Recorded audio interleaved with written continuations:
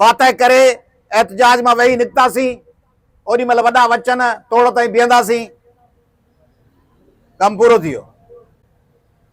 दोदे भील ॾांहुं वियुसि सलाम कोट, उनजी वनी ऐं उनजी अमड़ ॿिन्ही चयो, संदन मकामी ज़बान में, सिंधीअ जे लहजे में, जे पिनी खाईंदियूंसीं, खून जो सौदो कोन कंदियूंसीं।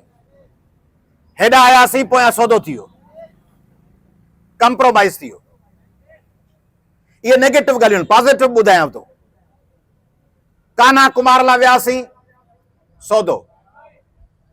निमरता कुमारी लाइ वियुसि, जेका मुखी साहबान वेठा हुआ, मूं चयो तहरीक हलायूं, न्याणी क़तल थी आहे, चयो असां पंहिंजो फ़ैसिलो भॻवान ते छॾे ॾिनो, एहतजाज कोन कंदासीं। नवाब वली मोहम्मद में सॼी राति वञी वेठुसि, उन ई राति असां अञा हेॾा कुंड में वेठासीं, पोयां सौदो थी वियो। माड़ी जलबाणी ॾांहुं रस्ते में पहुतासीं पे, सौदो थी वियो। जिते वञूं था शइ हाई प्रोफाइल थिए थी, पोइ अची मैनेज थियनि थियूं शयूं। अबा कुझु कोन थींदई, जेको छोक माण्हू हो सो त हलियो वियो, हाणे तूं अकेली आहीं, बचड़ा ॾिस भाई, थिया तोखे नंढड़ा नंढड़ा सना सना बच्चा आहिनि, जेको वञिणो सो त कोन मोटी मिलंदो, पोइ सौदो थियो वञे। हींअर हकलूं कयूं वॾा, पुॼो पुॼो पुॼो, वरी SSP आयो, ॻाल्हियूं करे वरी उथी विया, वरी 2-3 ॾींहंनि खां पोइ FIR थी वञे। अची चयूं फलाणा फलाणा पुॼ, अञा कोन पुॻोई, जेसीं फलाणा फलाणा पुॼनि तेसीं पाण SSP सां ॻाल्हियूं करे उथी विया। पोइ वरी 2 ॾींहंनि खां पोइ शइ थधी करे वरी जो अचिबो, त पोइ त हुअं ई ॻाल्हि कोन मचंदी, माण्हू ई टुटी वेंदा आहिनि। हितां बि जे तव्हीं हींअर उथी हलिया वञो, चओ वरी परीहं हिन टाइम ते मिलंदासीं, ज़ाहिर स्प्रिट टुटी वेंदो। तव्हीं लगातार वेठा आहियो, त इन करे स्प्रिट जुड़ियल आहे। उन खां अॻु में तव्हां ॾिठो, ऐलान थी विया, कैनाल छुटा, दफ़न थी विया, कैनाल बंदि थी विया, कैनाल विया, हरू भरू पियो अयाज़ लतीफ़ अली जो रमज़ान में धिका खाए, सॼी सिंध खे पियो उथारे, हेॾा जलसो हिननि मां छा ईंदो, हेॾा जलसे, हेॾे जलसे मां छा ईंदो। हिकिड़ी जाइ ते सभु हिमत करे वेही रहो, हिकिड़ी जाइ ते हिमत करे, ॿिए ॾींहुं सखर में प्रेस कॉन्फ्रेंस करे, विच में अमरा खे विहारे, वज़ीर साहब खे हिकिड़ो हेॾां हिकिड़ो खाॿे पासे, चऊं बाबा फ़ैसिलो थी वियो, हाणे सिंधूअ ते को कैनाल कोन ठहंदो। हाणे वरी अॻे फातिमा जना जे केस में चवंदा वेठो हमरा ते ऐलान पे कयो त फातिमा जना सां गॾु आहियां, ओचितो पर्ची मिलियसि, नवाब कालाबाग तकरीर पे कई, पर्ची पढ़ी, चई हुण ख़बर आई है अयूब साडा पाई है, माना फातिमा जुना छुटी, हाणे अयूब ख़ान असांजो पाई आहे। तंहिंजे करे उहे हड़ी सॼी सिंध छॾियो, बदीन शिकारपुर लाड़काना कंदकोट वारे छॾियो, हलो हलो हेॾा हलो, हलो हलो हेॾा हलो, बाबा फलाणो लीडर आयो आहे, ताज था पारायूं, फलाणो अची वियो, अमरा अची वियो, छाइजी वियो, कमु थी वियो, घुमाए लाथोसीं अमरा वञी वज़ीर सां प्रेस कॉन्फ्रेंस करे, जोगी न कंहिंजा मिट, चऊं हफ़्ते खां पोइ वरी कारपोरेट फार्मिंग ते दमादम मस्त कलंदर थींदो, उनखे साल गुज़रियो आहे, दमादम मस्त कलंदर सूरनि में अड़िजी वियो आहे, उनजो नालो नालो वठी भॼो वञे। जो कारपोरेट फार्मिंग ते अल्टीमेटम ॾेई छॾियोसीं, पहिरीं तारीख़ ताईं थींदो, न त कारपोरेट फार्मिंग ते दमादम मस्त कलंदी, विया भॼी, पटा ॾेई भॼी विया।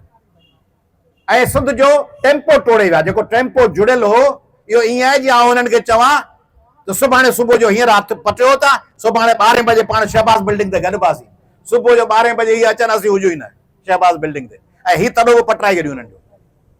हीअ जेका जिदोजहद आहे, तंहिंजी बि ॿेड़ी ॿोड़े, शहबाज़ बिल्डिंग ते वेठा ॻोल्हिनि, केॾा विया अबा आहे नी कोन। तंहिंजे करे ईअं कयूं कैनालनि जी जिदोजहद में।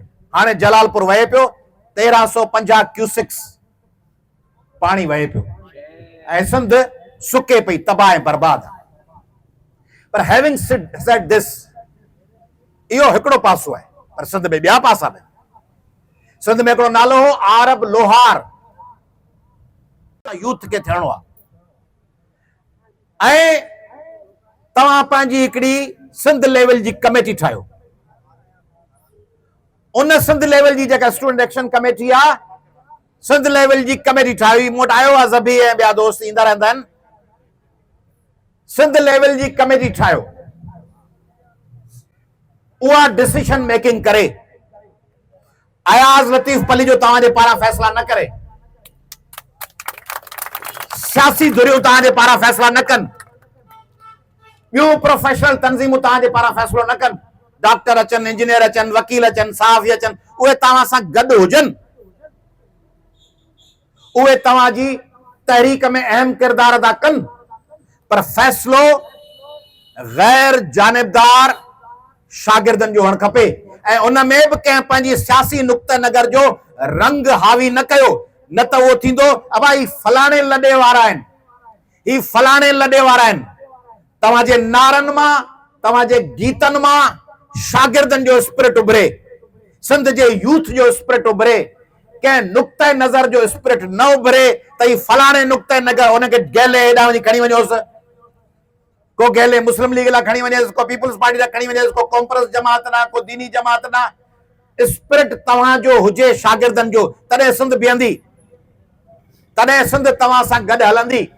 पर जेकॾहिं इन में थोरो थोरो उनखे रंग ॾींदव, तव्हां जे ज़रूरु 15 ॼणा हूंदव, तव्हां मां हर कंहिंजी पंहिंजी पंहिंजी कंहिं पॉलिटिकल पार्टी सां वधीक वेझड़ाए पवंदी। उनजो जे पान ते कथो ऐं चूनो हणंदव उनखे, उहो जे गुलकंद विझंदव त पोइ कमु कोन हलंदो। निज शागिर्दनि जो एहतजाज, सॼी सिंध हुन सां बीहंदी। ये जेका पब्लिक सर्विस कमीशन आहे,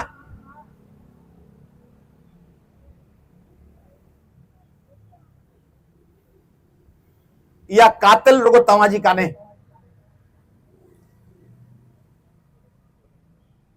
इन पब्लिक सर्विस कमीशन जे पोयां केरु आहे?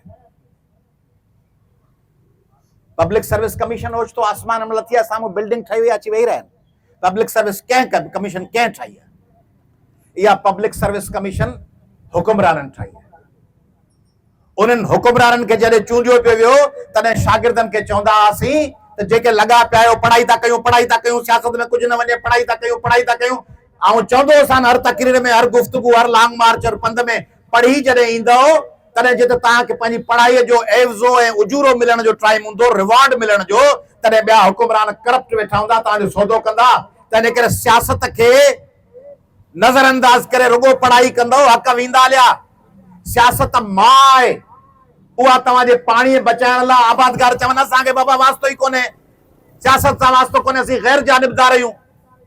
गैर जानिबदार आहियो त पाणी बंदि थी वियो आहे।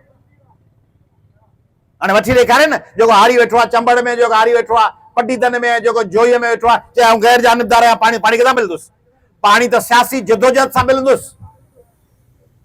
तंहिंजे करे जॾहिं तव्हीं उन्हनि इक़्तिदारी टोलनि जे उन्हनि इलेक्शननि जे मुहिमनि में गैर जानिबदार थींदव त बाबा जेॾां चाचा चवंदो, राज चवंदो, वोट ॾींदव त पोइ अहिड़ा हुकुमरान मिलंदव जिन ही ठाही आहे। ही कंहिं ठाही आहे? ही सिंध हुकूमत ठाही आहे। सिंध हुकूमत कंहिंजी आहे? सिंध हुकूमत जिन जी आहे, उन्हनि में तव्हांजा असांजा मिट माइट वोटनि में गाॾियूं भरे वञी वोटनि ते ठपा हणंदा आहियो। ऐं उन्हनि ठपनि जे करे ही नतीजो आहे जो तव्हांजे मथां अहिड़े इक़्तिदार मुसलत थिया आहिनि जेके तव्हांखे इहे लुटे ऐं तबाह ऐं बर्बाद पिया कनि। तंहिंजे करे रुगो हीअ इमारत न,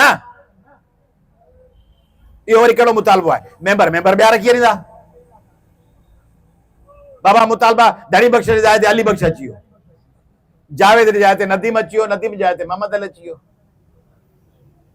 मुतालबो थियणु खपंदो हो त गुज़िरियल 15 सालनि खां जेका ऐं 20 सालनि खां 25 सालनि खां जेका करप्शन थी आहे पब्लिक सर्विस कमीशन में, जेके सौदा, उन्हनि जो हिसाब थिए।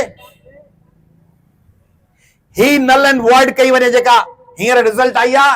ऐं मुतालबो थो कयां इनखे रद्द ऐं बातिल करार ॾिनो वञे। CC 24 के ऐं CC 22 के, 23 के, 21 के, 20 के, ऐं रुगो CC छो, इंजीनियरिंग, इरिगेशनूं, हाईवेज, डॉक्टर, लेक्चरर, ASI, मुख्तियारकार, म्यूनिसिपल ऑफिसर, टाउन ऑफिसर, जेके इम्तिहान थिया आहिनि, उन ते इंक्वायरी कमेटी वेहे। ऐं इंक्वायरी कमेटी हिननि जी न खपे, इंक्वायरी कमेटी उन्हनि ऑफिसरनि जी न खपे जिन खे पंहिंजे बचनि खे नौकरियूं वठी ॾियणियूं आहिनि। इंक्वायरी कमेटी उन्हनि रिटायर्ड जजनि जी बि कोन खपे जेके अॻिते इलेक्शन कमीशननि जा मेंबर थियणु चाहिनि, पब्लिक सर्विस कमीशननि जा मेंबर थियणु चाहिनि। इंक्वायरी कमेटी जा 10 नाला ॾियो, 15 नाला ॾियो, नाला तव्हीं ॾियो, उन्हनि मां 4-5 नाला स्टूडेंट फाइनल करे ॾे।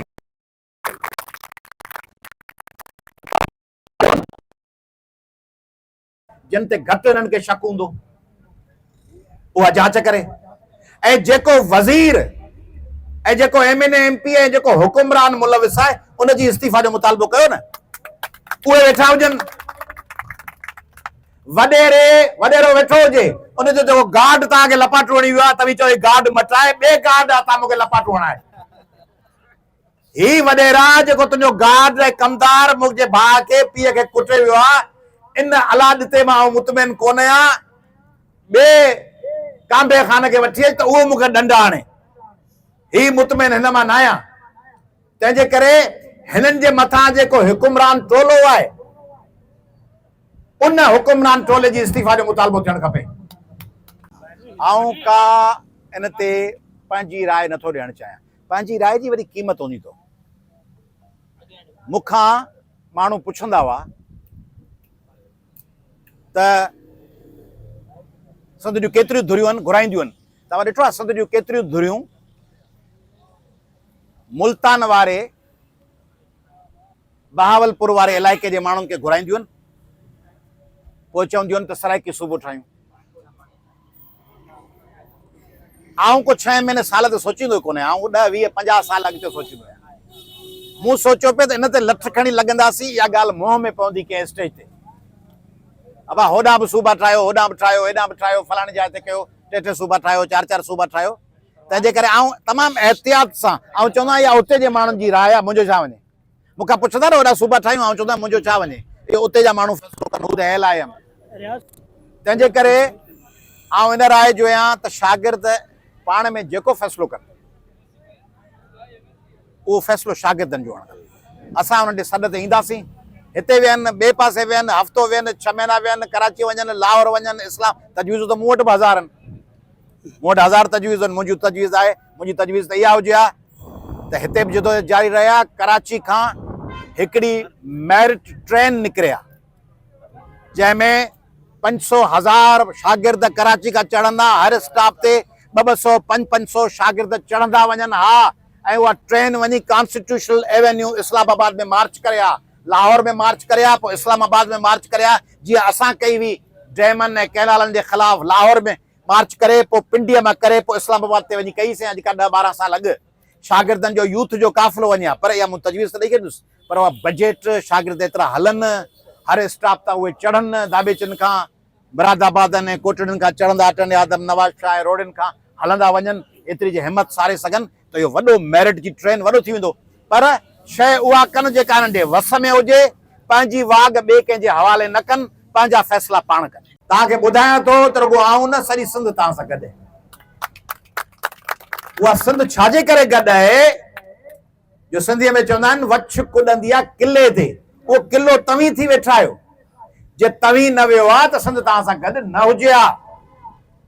ऐं वॾनि तब्दीलियुनि लाइ time doesn't matter at all.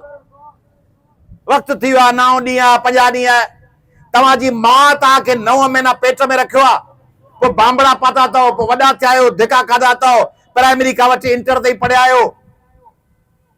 उनजो नतीजो मिलणो न पब्लिक सर्विस कमीशन में। तव्हांजे माउ जे ख़्वाबनि जो, तव्हांजे पीउ जो तव्हांखे चीचका झले स्कूल छॾे अचण जो, तव्हांजी वॾी भेण जो तव्हांखे सुबुह जो मथे ते फणी ॾेई तव्हांखे बूट पाराए स्कूल रवानो करण जो, तव्हांजे भाउ जो तव्हांखे साइकिल ऐं मोटरसाइकिल ते उन स्कूल ऐं उन कॉलेज में छॾी अचण जो, ऐं पंहिंजे खीसे जा पैसा, पंहिंजूं ख़्वाहिशूं, पंहिंजूं दवाऊं मारे तव्हांजूं फ़ियूं ॾियण जो उन्हनि सौदो कयो आहे। उन लाइ एतिरी डिघी जदोजहद कबी, एतिरी तवील जदोजहद कबी, तव्हांजे चरणनि मां नज़र अचे थो त तव्हां में उहो हौसलो आहे। मूंखे नज़र अचे थो त तव्हीं वॾी वेड़ लाइ तयारु आहियो, पुरअमन जदोजहद लाइ, साबित कदम जदोजहद लाइ, तवील जदोजहद लाइ। सॼी सिंध तव्हां सां बीहंदी, हिकिड़ा तव्हां वटि ईंदा, असीं ॿिया ईंदासीं, हिकिड़ा जेके तव्हां वटि कोन था अची सघनि, जेके माण्हू पंहिंजे घरनि में वेठियूं आहिनि, जेके पोड़ा वेठा आहिनि लठ ते, जेके सिंधी वेठा आहिनि लंडन में, न्यूयॉर्क में, सिडनी में, टोरंटो में, ओसाका जापान में, दुबई में, अबू ज़ैबी में, रोम में, फ्लोरेंस में, फ्रैंकफर्ट में, वियना में, ज़्यूरिख में, उहे उते सोशल मीडिया ते ॾिसी चवनि पिया वेल डन। उहे असांखे चवंदा आहिनि वेल डन सिंधी यूथ, वेल डन सिंधी नौजवानो, वेल डन। मूंखे रोज़ दर्जने अहिड़ा मूंखे क्लिप्स मोकिलींदा आहिनि तव्हां जूं, ऐं हितां न उहे मिसिसागा मां ईंदियूं आहिनि, कैलगरी मां ईंदियूं आहिनि, ह्यूस्टन मां ईंदियूं आहिनि, न्यूयॉर्क मां ईंदियूं आहिनि सिंधियुनि जूं। त सिंधी नौज ऐं वॾी वॾी जांच में न पइजो ओवरडोज़ में, त को लखे माण्हू कोन थींदा। लखे माण्हू दुनिया तब्दील कंदा आहिनि छा? लखे माण्हू कोन कंदा आहिनि। शुरूआत में ॿ टे अबरा कमज़ोर माण्हू, निर्बल पेर ऐं पंध, सोचे सोचे थाबड़जी हलंदड़ माण्हू उहा ज़िंदगी मटाए छॾींदा आहिनि। तंहिंजे करे तव्हां उहो आगाज़ कयो, ऐं आउं तव्हांखे मुखातिब कोन पियो थियां, आउं उन्हनि सभिनी बचनि ॿारनि न्याणियुनि ॿारनि खे मुखातिब पियो थियां जेके घरनि में वेठा आहिनि। त ख़ुदा जा बंदो, ही जेका वाट विछाए पिया वञनि, जेके ॿूटा पोखियो पिया वञनि, जेके ॾीआ जलाए पिया वञनि, सुभाणे ही पोड़ा थी वेंदा। सुभाणे मुमकिन आहे त का कमीशन पास कनि ऐं पोइ ही पंहिंजे नौकरियुनि में हुजनि। आप सबको लगना है। मैं पाकिस्तान भर के नौजवानों से भी मुखातिब हूं। ये जो बीज बोया है सिंध के बच्चों ने तालीमी करप्शन के खिलाफ, तालीमी निजाम में करप्शन के खिलाफ, जो सिंध के बच्चों ने बीज बोया है, उस सिंध के बच्चों के बीज को आपने पानी देना है, सेंचना है। ये सिर्फ अपने लिए नहीं लड़ रहे, ये कल रोजगार मिल जाएगा, आखिर कोई तो एग्जाम ये पास कर लेंगे, कोई तो स्कॉलरशिप क्वालिफाई करेंगे, ये निकल जाएंगे। ये आने वाले बच्चों की जदोजहद और जंग है।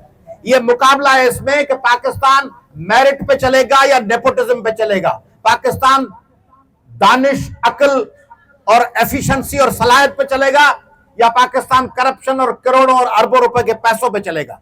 यह फैसला इन्हीं सफों में, इन जमीन पे बिछाई हुई दरियों पे बैठे हुए ये बच्चे, इन्होंने ये आगाज किया इस डिबेट का। पाकिस्तान भर के लोगों को खड़ा होना चाहिए, मेरिट के साथ, शफाफियत के साथ, अकाउंटेबिलिटी के साथ। मैं बिलावल जरदारी भुट्टो साहब को, आसिफ साहब को, फरियाल साहिबा को, गवर्नर सिंध को, चीफ सेक्रेटरी सिंध को और सिंध असेंबली के स्पीकर और तमाम असेंबली मेंबरान को और एमएनएस को और सेनेटर्स को गुजारिश कर रहा हूं कि अपने बच्चों के साथ इंसाफ करें।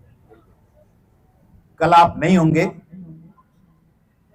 तो तारीख में आपका नाम इस तरह ना आए कि ये लोग थे जो सिंध के ख्वाबों को कुचल के चले गए, रौंद के गए, सिंध की उम्मीदों को, सिंध की जदोजहद की ख्वाहिश को, सिंध के आगे बढ़ने की जुस्तजू को कुचलने वाले ये लोग थे। आज मोहम्मद खान जुनेजो का नाम आता है कि उसके दौर में मेरिट पे काम हुआ, उसकी बातों से इख्तलाफ है, उसके मेरिट की बात करते हैं हम। मेरिट याद रहता है, इंसाफ याद रहता है। मैं अदालतों से गुजारिश कर रहा हूं, मैं सुप्रीम कोर्ट ऑफ पाकिस्तान से गुजारिश कर रहा हूं कि 26वीं 27वीं तरमीम पे पहले ही लोगों को बहुत सी रिजर्वेशंस हैं, मुखालफत है, मगर क्या उन तरमीम के नतीजे में वजूद में आने वाली अदालतें बच्चों के ख्वाबों को रोंदेंगी, ऐसे फैसले देंगी जो पूरा मुल्क और पूरा सूबा देखे कि मेरिट और काबिलियत का जनाजा निकाल दिया गया? आप इस पे सोचें और सुप्रीम कोर्ट इस पे गौर करे और सिंध में मेरिट के इस कत्ल के खिलाफ अपना किरदार अदा करे।